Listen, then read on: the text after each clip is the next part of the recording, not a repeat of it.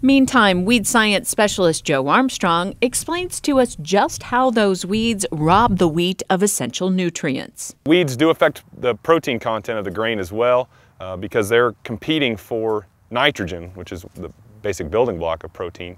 They're competing with the crop for that same fertilizer. So the more weeds you have, then the less fertilizer or less nitrogen you have available for the wheat itself. And in winter wheat here in Oklahoma, producers can face quite the variety of weeds, especially winter annual grass weeds. The big ones, of course, are always things like cheat, rescue grass, downy brome, Italian ryegrass. Those are the main weed problems that we find almost across the state, regardless of where you're producing wheat. Those grass weeds in a grass crop like wheat are highly competitive, so that's where control is very important, and early control is very, very important as well.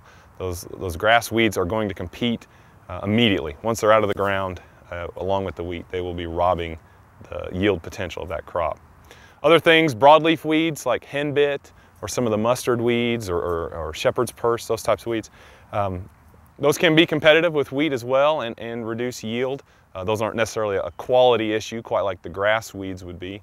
But those broadleaf weeds need to be controlled as well because they can host pathogens for other crops, diseases and nematodes, those types of things. So getting those knocked out will give the wheat a little bit of a bump as well and give it a chance to fill in and use the sunlight a little more effectively for higher yields at the end of the year. And if you're worried about possibly hurting your crop's potential by treating those troublesome weeds, certain herbicides can cause a little bit of crop injury. Along with killing the weeds, they may injure the crop just a little bit, yellow it up, or you might see some speckling on the leaves in some cases. In almost all cases, a little bit of crop injury will not affect your final yield.